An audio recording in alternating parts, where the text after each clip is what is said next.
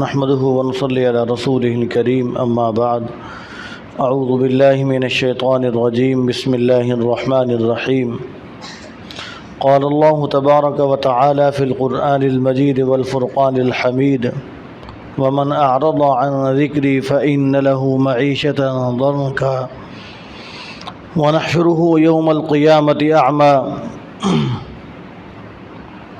قال رب لما حشرتني أعمى وقد كنت بصيرا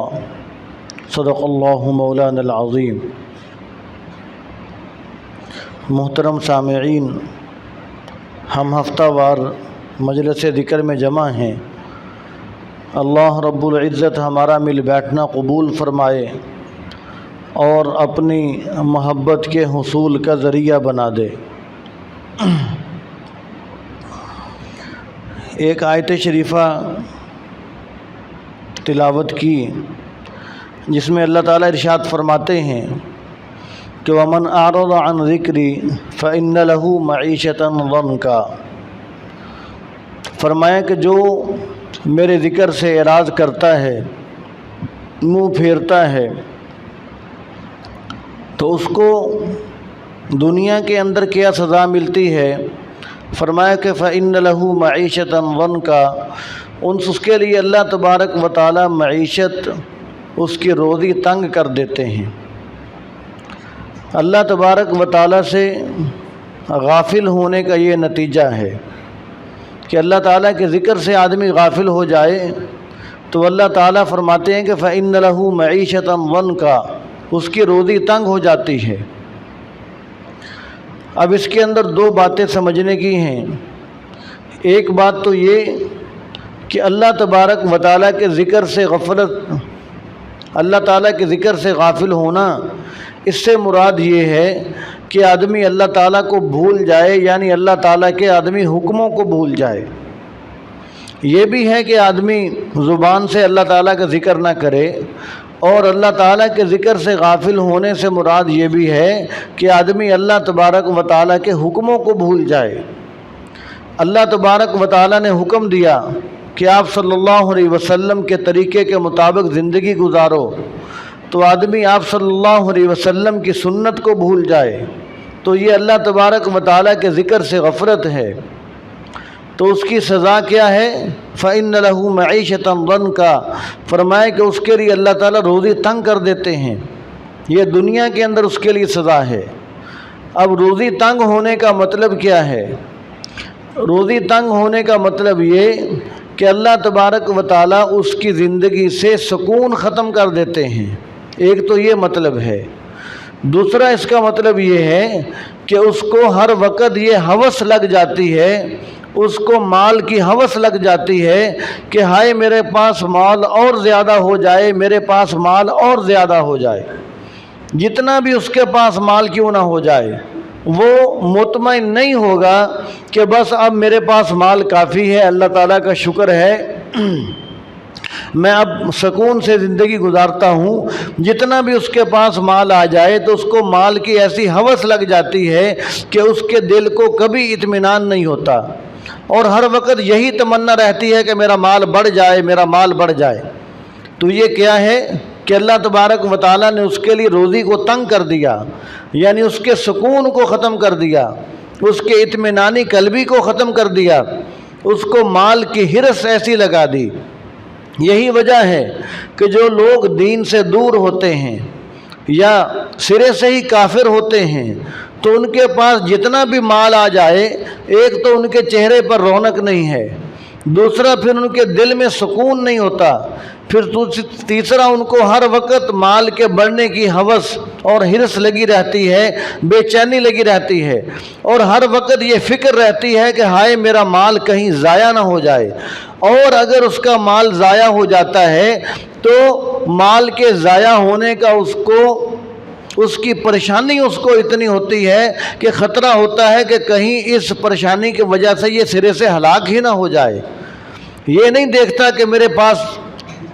2 کروڑ تھے، 1 کروڑ ضائع ہو گیا، چلو کوئی نہیں 1 کروڑ تو میرے پاس ہے،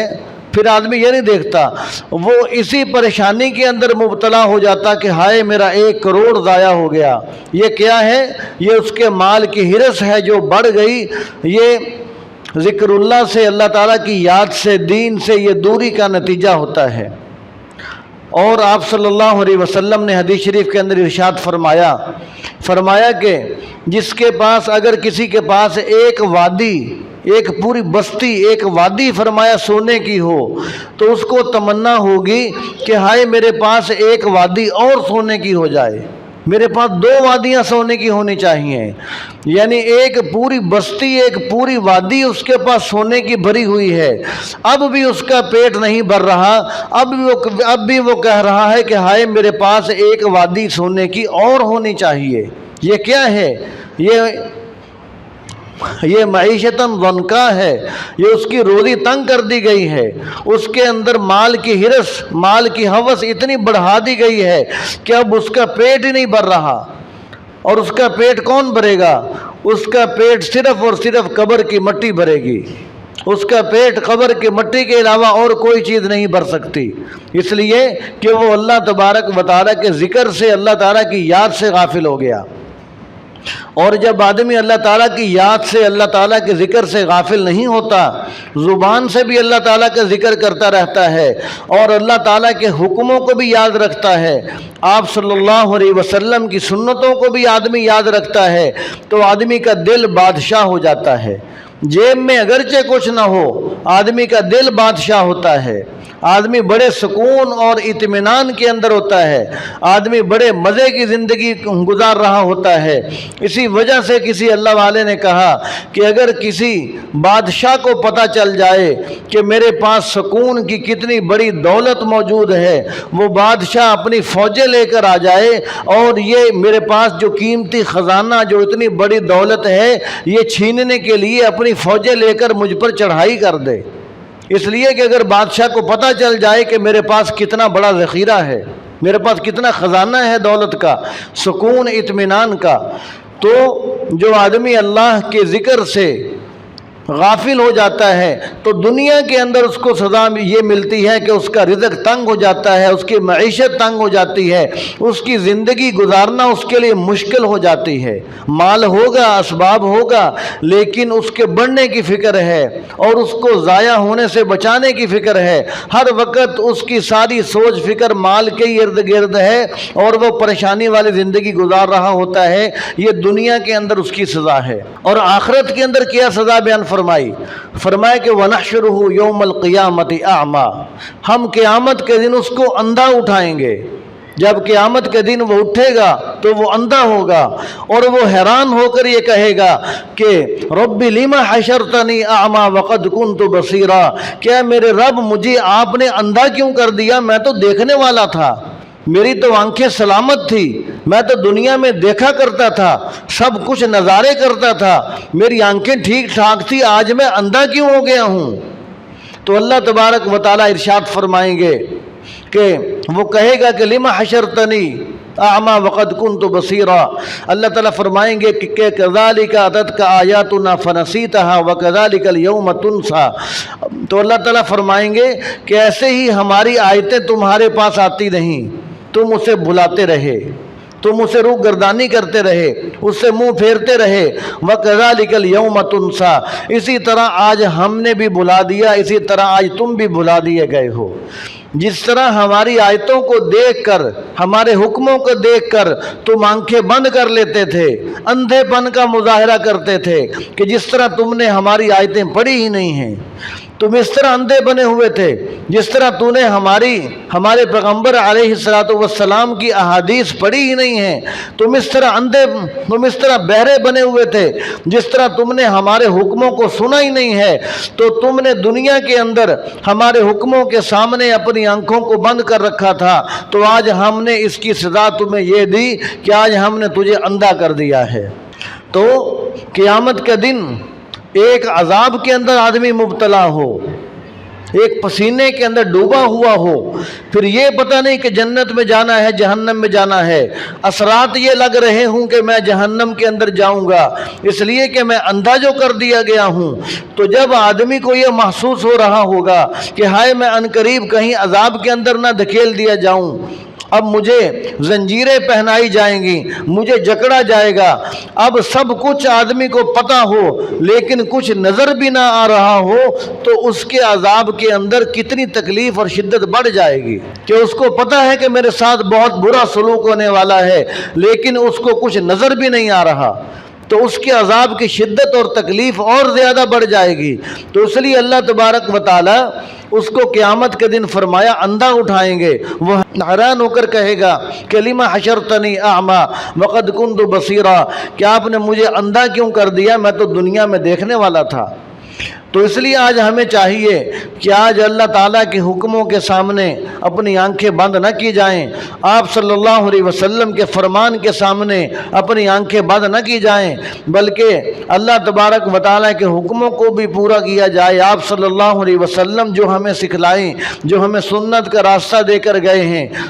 ہمیں اس کے مطابق زندگی گزارنی چاہیے تاکہ ہم دنیا کے اندر بھی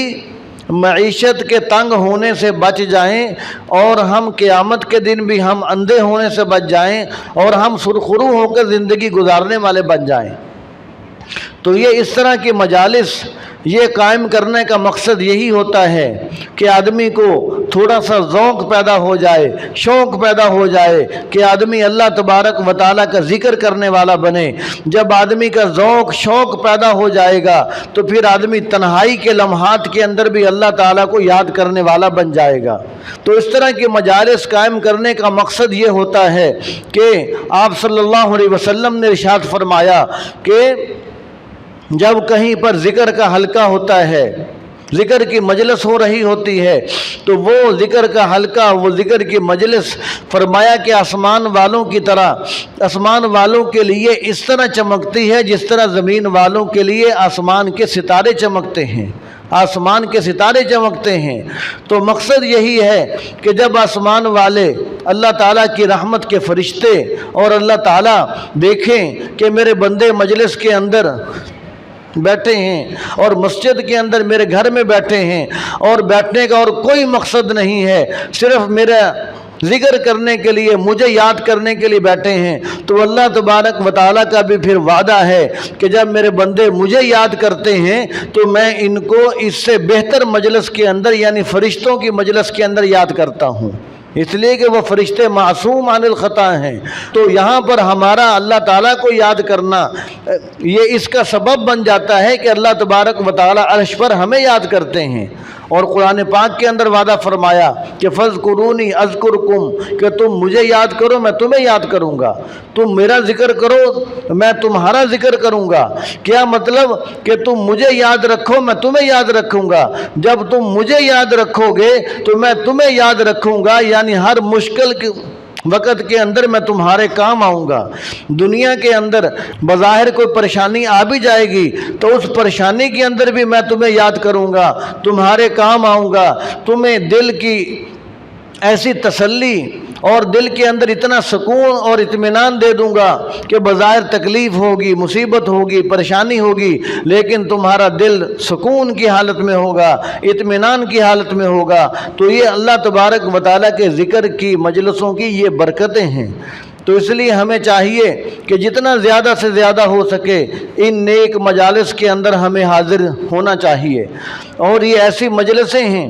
اور اللہ تعالیٰ کا ذکر کرنا یہ ایسی بڑی نعمت ہے کہ حدیث شریف کے اندر آتا ہے کہ جنتی جب جنت کے اندر چلے جائیں گے تو اہل جنت کو کسی چیز کا افسوس نہیں ہوگا، کسی چیز پر حسرت نہیں ہوگی، صرف ایک چیز ہوگی کہ جنتی جنت کے اندر بیٹھ کر بھی اس کا افسوس کرے گا۔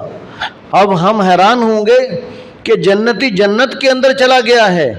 ہمیشہ ہمیشہ کے لیے جنت میں چلا گیا، اور جنت کی چیزیں پرانی نہیں ہوں گی، ارب خرب سال کے بعد اس کو جنت سے نکالا نہیں جائے گا، اور اس پر بڑھاپا نہیں آئے گا، اور کبھی اس کو جنتی کو موت نہیں آئے گی۔ تو اب اس کی ساری خواہشیں وہاں پر پوری ہو رہی ہیں، جو چاہ رہا ہے مل رہا ہے، جو دل کے اندر تمنا کر رہا ہے وہ تمنا پوری ہو رہی ہے، جو زبان پر آرزو آ رہی ہے وہ آرزو پوری ہو رہی ہے۔ تو وہ کون سی چیز ہے کہ ایک جنتی جنت میں بیٹھ کر بھی اس پر افسوس کر رہا ہے؟